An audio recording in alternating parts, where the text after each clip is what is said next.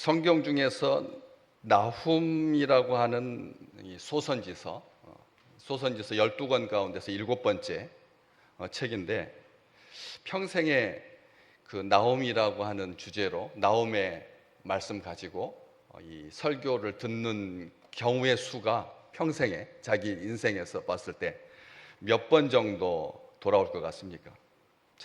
내가 설교를 일주일에 새벽기도 다 다니고, 그 다음에 3일 저녁, 금요일 저녁, 그 다음에 주일 예배, 주일 찬양 예배, 기도원에 가서 예배를 하고, 이렇게 가정 예배 드리고, 그렇게 해도 나훔이라고 하는 이 말씀을 만나기가 굉장히 드문 그런 책이죠. 이 나훔이라고 하는 선지자, 이 책 자체가 이렇게 흔한 이름도 벌써 이렇게 익숙하지 않거든요. 이사야라든지 예레미야라든지 예스겔 하면은 선지자로 이름으로 좀 귀에 익숙한데, 나훔 하면 별로, 말라기는 차라리 구약성경의 마지막 책이니까 기억해도 이 나훔은 잘 기억하지 못하는 그런 선지자입니다. 그로부터 150년, 한 100년에서 150년 그 전에 하나님께서 요나 선지자를 보내서 니느웨를 구원하라고, 니느웨에게 복음을 전파하라고 선지자를 보내고 나서 100년이 넘게, 150년이 지난 후에 나훔 선지자가 바로 또 그 니느웨에 대해서 경고하고 있는 말씀입니다. 그 전에 요나에게는 니느웨 사람들, 아시리아의 수도 니느웨의 백성들이 멸망하지 않도록 하나님께 돌아오게 해라, 가서 복음을 전해라, 하나님께서 너희들 주목하고 있으니까 회개하고 돌아오면 산다, 이렇게 말을 전하라고 했는데, 요나는 싫어서 다시스로 도망갔다가 다시 거기에 큰 물고기 뱃속에 사흘 동안 있다가 도착해가지고 한다는 말이 고작 40일 뒤면 니느웨가 무너진다. 40일 뒤면 니느웨가 무너진다. 40일 뒤면 무너진다. 사흘 뒤면 무너진다. 며칠 뒤면 무너진다 라고 하는 그 말이, 하나님, 세상 사람들이 무색할 만큼 하나님께서 오래 참아주신 거죠. 150년이 지났는데도 여전히 망하지 아니하고, 처음에 그렇게 사흘 뒤면 무너지리라 그렇게 했던 그 요나의 저주 아닌 저주, 그 뒤에 이 니느웨 백성들은 뜻밖의 반응을 하게 되죠. 다 회개했으니까. 짐승까지 다, 그 도시에 살고 있는 10만 명이 넘는 그런 사람들과 그리고 짐승들까지 다 하나님 앞에 회개를 해가지고 하나님께서 용서해 주셨거든요. 멸망시키지 아니하시고 심판받지 아니하고. 그래서 그렇게 하나님께서 구원해 주셨는데, 이제 즉시는 아니지만 얼마 못 가서 똑같이 전처럼 악했던 이 아시리아라고 하는 나라의 수도가 원래는 아수르였고, 그리고 두 번째 수도가 이 니느웨라고 하는 그런 신도시, 아주 강력한 왕이 새롭게 건설한 그런 도시에서 이 사람들이 새 사람으로 거듭난 것이 아니라 옛날처럼 굉장히 잔인했다는 거죠. 이 사람들은 유명했습니다. 아시겠지만 포로 끌고 올 때 그냥 묶어서 끌고 오는 것이 아니라 포를 꿰서 발가벗겨가지고, 참 나쁜 사람들인 거죠. 게다가 행군이 길어지고 멀리까지 가야 되니까 그 사이에서 이 나약한 사람들 죽여버리는, 그런데 그 중에 어린아이들이 대부분이었다는 거죠.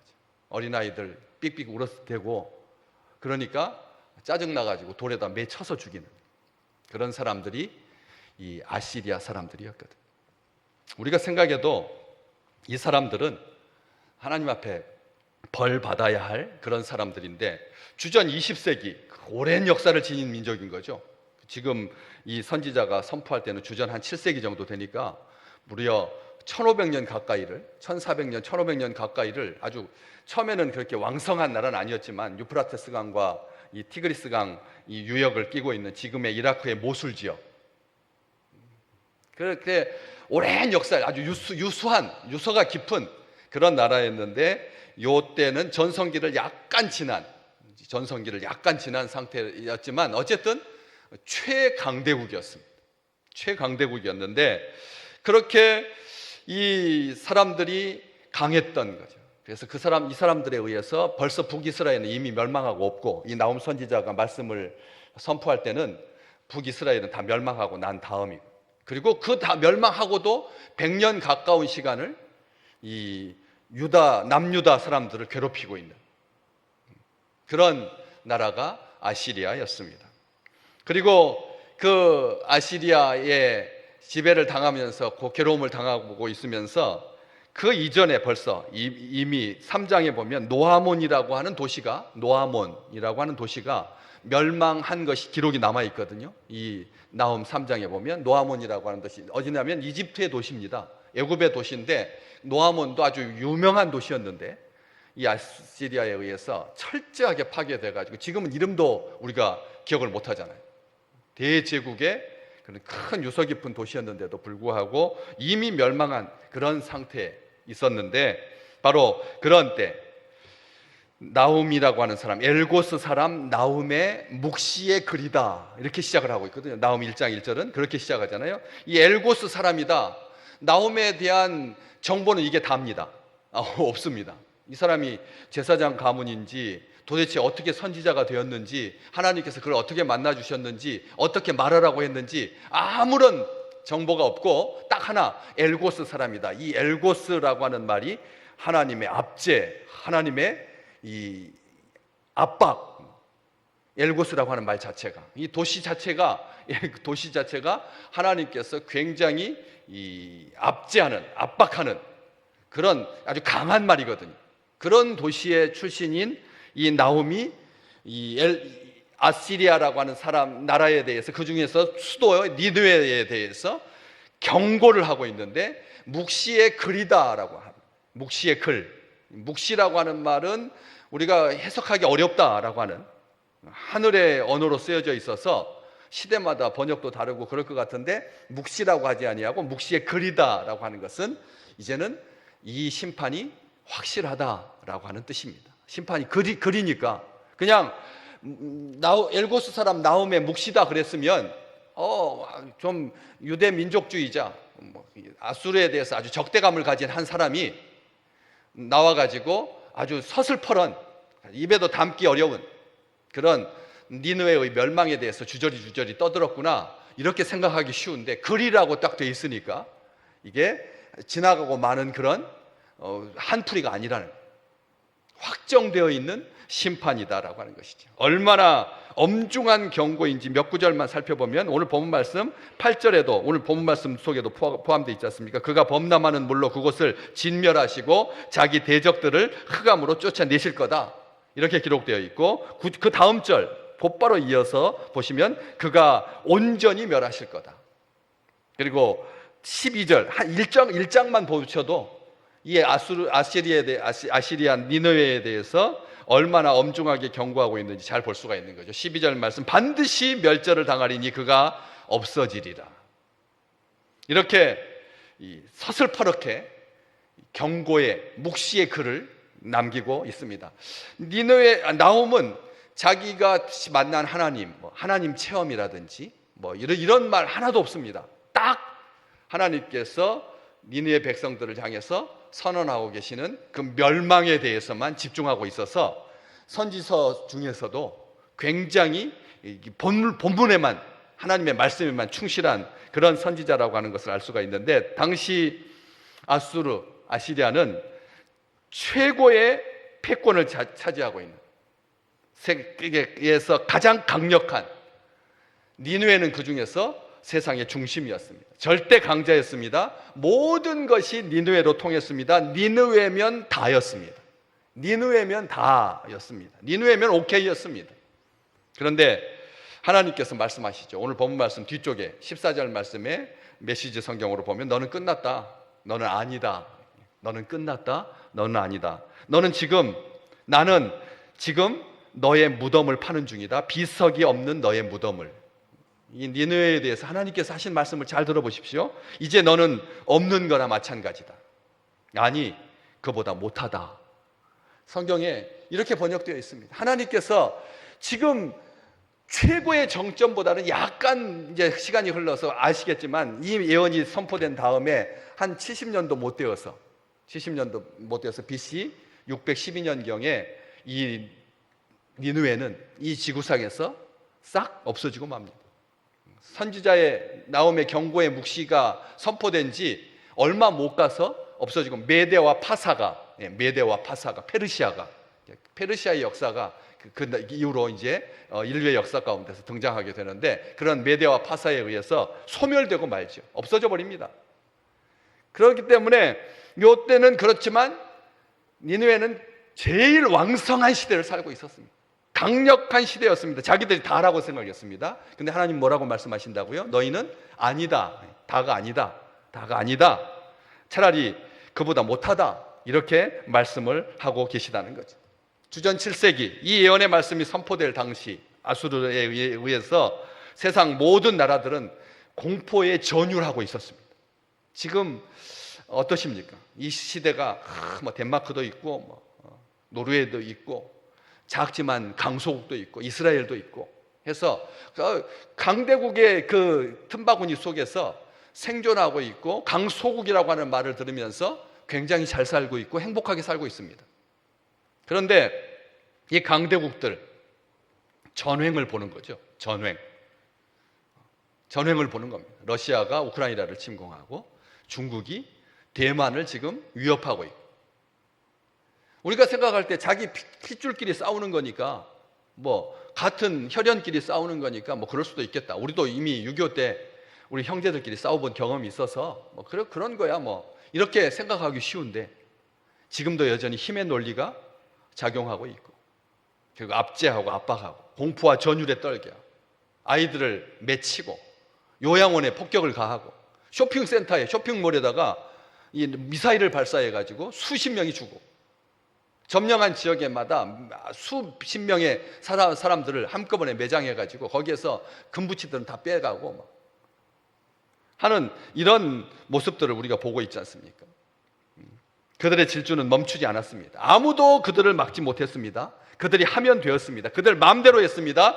영원할 것만 같았습니다. 그러나 선지자는 한껏 부풀려진 그들의 실상을 오늘 6절 말씀이 그게 폭로하고 있는 겁니다. 누가 능히 그의 분노 앞에 서면, 누가 능히 그의 진노를 감당하랴. 그의 진노가 불처럼 쏟아지니 그로 말미암아 바위들이 깨지는도다. 이게 하나님 말씀하시는 겁니다. 하나님, 이건 하나님에게 해당되는 말이죠. 하나님에게 해당되는 말입니다. 하나님 앞에서 누가 그의 분노 앞에, 진노 앞에 설 수가 있겠느냐. 바위 깨지듯이 그렇게 흩어지고 말 거다. 저는 진노가 불처럼 쏟아지니까 바위들이 깨진다라고 하는 말을 우리가 옛날에는 이게 무슨 뜻인지 잘 몰랐거든요. 그런데 요즘 영상들 보시면 화염 좋은 이걸로 돌 위에다가 이렇게 막 하면 돌이 막 부서져 나가는 그런 영상들이 얼마나 많은지, 저는 이게 선지자 그 시대에 바위는 안 깨지는 것이고 불에 안 타는 것이니까 사람들이 불로 바위 깨는 그런 영상들이, 그런 상식들이 없었을 텐데 하나님께서 그렇게 알알이 부서지는 그런 바위처럼 불로 깨뜨려 버리시겠다 이렇게 말하고 있는 것이죠. 그들의 실상이 뭐냐? 멸망하고 말고 없어지고 만다는 거예요. 멸망하고 없어지고 만다. 죄는, 악은 멸망하고 없어지고 만다. 우리는 자칫 이 나홈 선지자 말씀을 보면서 니느웨를 증오한 어떤 사람, 엘고스 출신도 근본도 없는, 딱 요거 하나 남기고 이 지구상의 역사에서, 하나님의 성경의 역사에서 없어져 버린 아주 특이한 그런 사람이라고 생각하기 쉬운데, 오해하기 쉬운데, 나홈은 적들의 죄를 드러내고 그들의 실상을 폭로하는 것이 다가 아니라는 거죠. 왜? 오늘 8절 말씀은 이게 이스라엘의 죄를 고발하고 있거든요. 이스라엘의 죄, 이게 8절에 있는 말씀은 아시리아를 상대하고 있는 것이 아니라 하나님의 백성을 혹독하게 고발하고 있습니다. 그가 범람하는 물로 그것을 진멸하시고 자기 대적들을 흑암으로 쫓아낼 것이다. 네가 하나님의 백성이라고 자부하면서 그렇게 안연히 살아야 될 이유가 하나도 없다. 이렇게 말하면서 죄를 고백하고 있는 것이죠. 단순하게 적에 대한 적개심으로 종교적인 증오심을 조장하기 위해서 나홈이 이런 묵시의 책을, 경고의 말을, 니느웨를 향한 그런 말을 남기고 있지 않다는 것이, 그렇기 때문에 이게 바로 오늘 우리가 들어야 할 말씀인 거죠. 우리가 생각했습니다. 그렇지 않습니까? 코로나 지나면서 확진되지 않고 넘어갈 수 있는 백성들의 숫자가 몇 명이나 될까? 지금 40%를 이미 넘었습니다. 5천만 명 중에 2천만 명이 확진되고 지나가고 있습니다. 어마어마한 숫자인 거죠. 그러면 그 중에 특별히 예수 믿는 사람은 다 빠지고 안 믿는 사람들만 걸렸습니까? 아니잖아요. 이런 것처럼 우리가 이 시대를 살아가면서 이게 이 나온 말씀을 하나님께서 왜 우리에게 주시느냐는 거예요. 이게 보편화시키고 일반화시켜서는 안 된다는 거죠.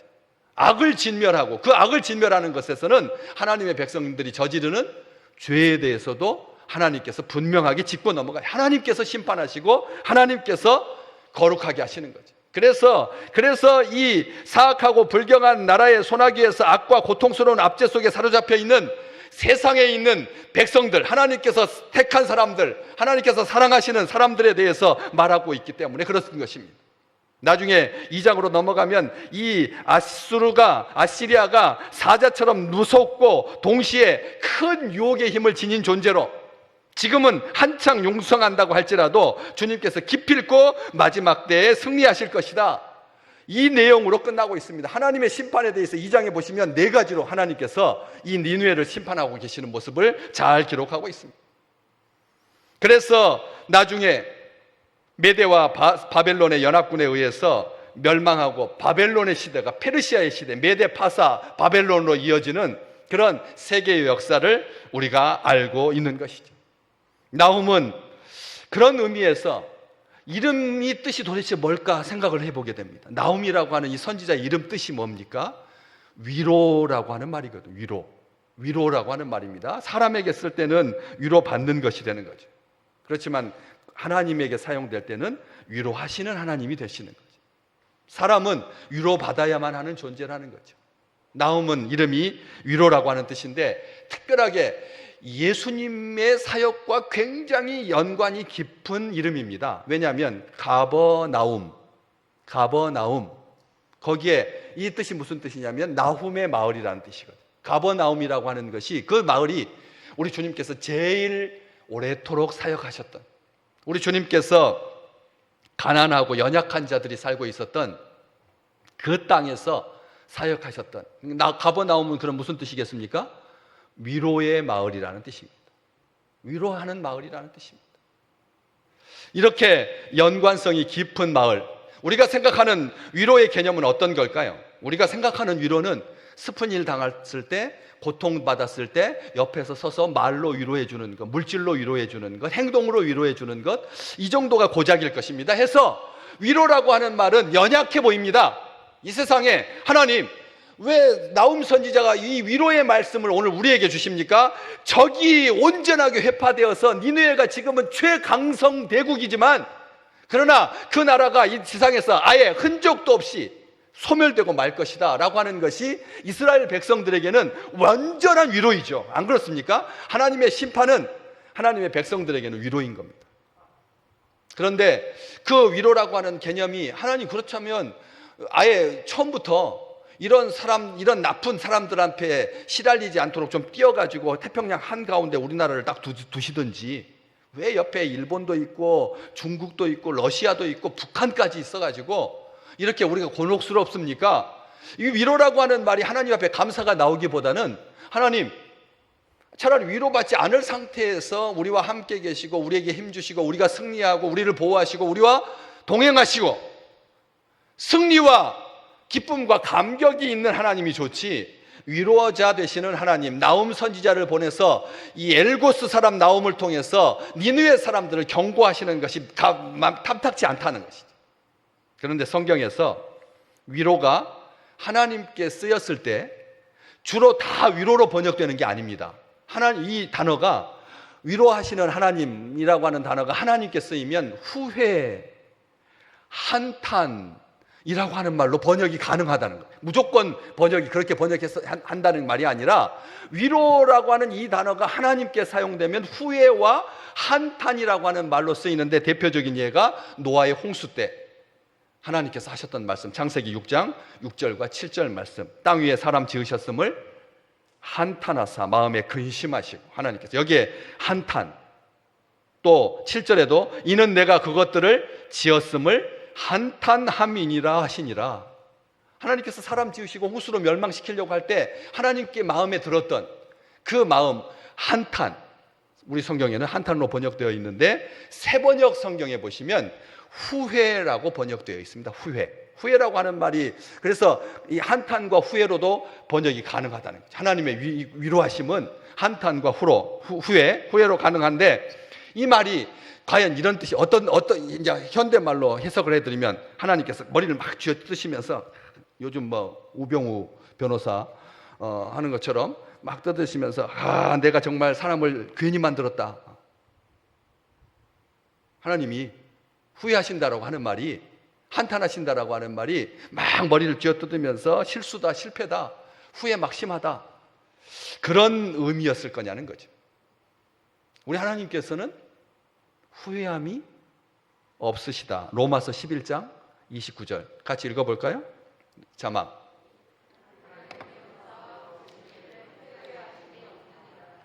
아멘. 그런데 앞에 붙어있는 말이 있어요. 그냥 하나님은 무조건 후회하지 않으신다가 아니라 뭐와 뭐의 후회가 없으시다고요? 은사, 카리스, 하나님의 은혜로운 선물, 하나님의 은혜에는, 그리고 부르심에는 후회가 없으시다. 그런데 그렇게 생각하면 또 이렇게 또 비꼬는 사람들이 있어요. 우리 하나님께서 은혜 주실 때는 후회하지 않으신다. 그리고 우리를 불러놓고 괜히 불렀네, 이렇게 후회하지 않으신다. 이렇게 이제 좋게 해석을 하는 사람이 있는가 하면 반대로, 그럼 은혜하고 부르시는 것 외에는 하나님이 후회하실 수 있다, 이렇게 생각하더라고요. 참 나쁜 사람들이죠. 말을 다시 바꿔 말하면, 이 세상에 하나님의 은혜가 아닌 게 있습니까? 가만히 생각해 보십시오.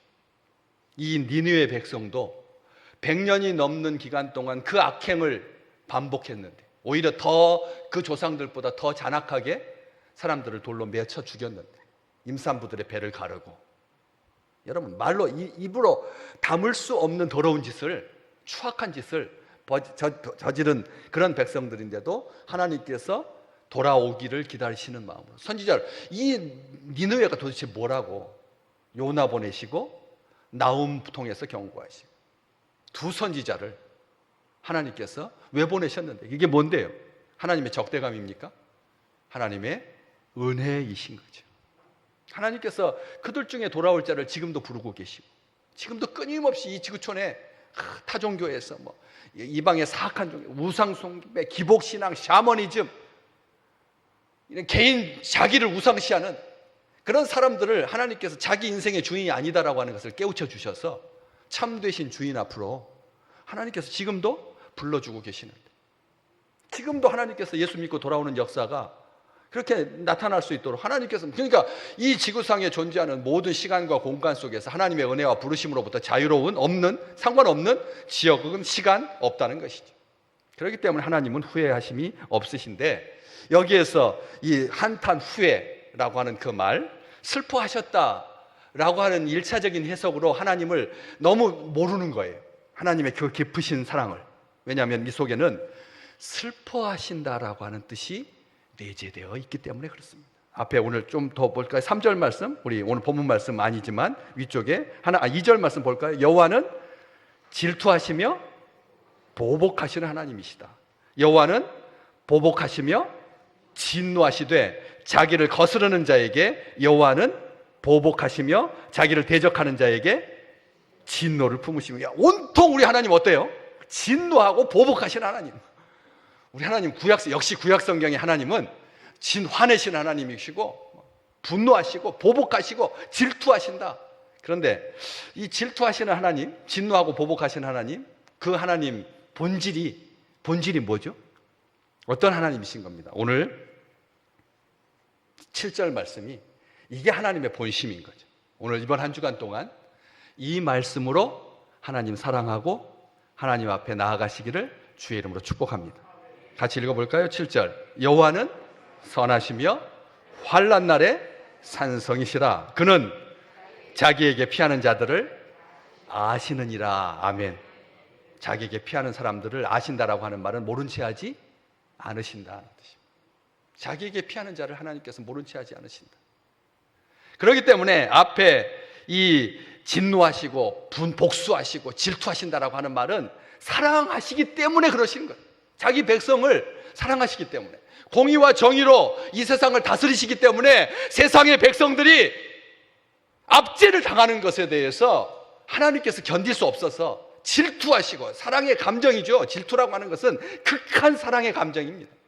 그렇게 하나님께서 원수들의 공격으로부터 하나님의 백성들을 보호하신다. 선하신 분은 하나님이시다. 이 토브, 히브리어로 선하다라고 하는 좋으신 하나님, 선하신 하나님, 히네마 토브라는 말이죠. 그런데 이 좋다라고 하는 감정은 아시겠지만 선택, 취향의 개념입니다. 좋다라고 하는 말은. 그런데 그렇기 때문에 우리 하나님께서 좋으신 하나님이라고 하지 않고 여기에 선하신 하나님이라고. 선하다라고 하는 말은 취향의 문제가 아닌 거죠. 하나님은 절대 선하신 것이죠. 그래서 선하신 하나님, 우리 주님께서 마태복음 19장에서 보시면 청년 부자 관원이 와가지고 선하신 선생님이요 이렇게 말하니까 우리 주님께서 뭐라고 하십니까? 왜 나를 선하다라고 하느냐? 선한 분은 누구뿐이다? 한 분밖에 안 계신다. 하나님만 선하시다. 그러면서 바울이 디모데에게 편지하면서 디모데전서 4장 4절에 보면 하나님께서 지으신 모든 것은 선하다. 왜? 하나님이 선하시니까 그분이 지으신 모든 것은 선하다. 우리 하나님께서 선하신 하나님이시라는 거죠. 오늘 또 우리 하나님께서 우리에게 선대하십니다. 선하게 대해 주신다는 것이죠. 우리가 악할지라도 하나님께서 선대하시고, 특별하게 그 뒤에 나오는 말도 굉장히 이게 이중적인 표현인데, 환난 날에 산성이시다. 산성이라고 하는 것은 원수들이 공격할 때 안전하게 자기의 백성들을, 물자를, 나라를, 가정을, 교회를 지켜주시는 그런 분이다. 이게 산성이라는 의미인데, 산성의 위력은 평상시에는 모릅니다. 오히려 경제성을 앞세운 가짜성이 더 합리적입니다. 하나님은 밥 줍니까? 돈 줍니까? 하나님 믿는 게 도대체 밥이 됩니까? 돈이 됩니까? 하면서 경제성을 따지자면 가짜성이 더 합리적이라는 거죠. 세련되고 우아해 보이, 마치 우리를 위하여 영원할 것처럼 굴지요.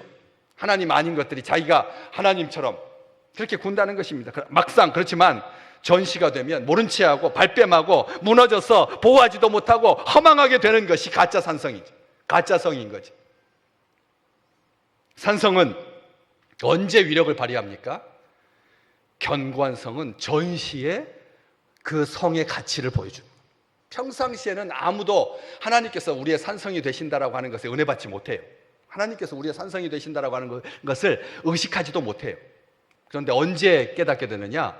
환난 날이 닥치면, 환난 날에 진짜 우리의 든든한 요새가 되시고 피할 바위가 되시고 도피처가 되시고 산성이 되시는 분은 하나님인 줄 믿으시기를 바랍니다. 우리 하나님은 그런 하나님이라는, 그러니까 환난 날의 산성이신 거예요. 환난 날의 산성. 그래서 이 평상시에는 짓느라고 힘들고 다치거나 죽기도 하고 산성 짓느라고 그렇잖아요. 신앙생활 한다라고 하는 것이 이게 쉬운 일이 아닙니다. 아시잖아요. 하나님이 산성이시다, 평상시에 예수 믿는다라고 하는 것이 쉬울 것 같아도 이게 쉽지 않은 일입니다. 전쟁보다 더 극한 것이 평상시에 예수 잘 믿는 겁니다. 평상시에 예수 잘 믿는 것, 이게 힘든 일입니다. 어려운 일입니다. 거추장스럽고 밥 먹여주지도 않는 것처럼 보이고. 그런데 환난 날이 딱 닥치면 산성은 우리의 안전한 생명과 보루가 되는 것이죠. 하나님께서 우리의 생명이 되시고 환난 많은 세상에서 하나님께서 우리의 산성이 되시고 요새가 되시고 피난처가 되시고. 찬송가 70장 한번 잠깐 볼까요? 찬송가 70장. 우리 찬송가 70장 2절. 이방이 떠들고 나라들 모여서 진동하나 우리 주 목소리 한 번만 바라면 천하의 모든 것 망하겠네. 아멘. 아멘. 3절이 이번 한 주간 동안 늘 읊조릴 찬송가 가사입니다. 같이 한번 불러보겠습니다. 만유주 하나님 우리를 도우니 피난처요, 세상의 난리를 그치게 하시니 세상의 창검이 쓸데없네. 우리 하나님 어떠십니까? 선하시고 환난 날에 산성이십니다. 그래서 자기에게 피하는 모든 자를 모른 채 하지 않으시는 신실하신 하나님이신 거죠. 하나님은 자기에게 오는 자, 자기를 의뢰하는 자를 결코 모른 채 하지 않으십니다. 하나님 편에 있는 자는 모든 원수를 이기고도 남습니다. 하나님은 우리의 위로자이십니다. 하나님은 우리의 산성이십니다. 우리를 아시는 자이십니다. 우리의 원수를 친히 멸하시는 살아계신 구세주이시고 만왕의 왕이십니다. 그런 하나님과 함께 이번 8월 한 달 동안 또 강건하게 잘 사시기를 주의 이름으로 축복합니다.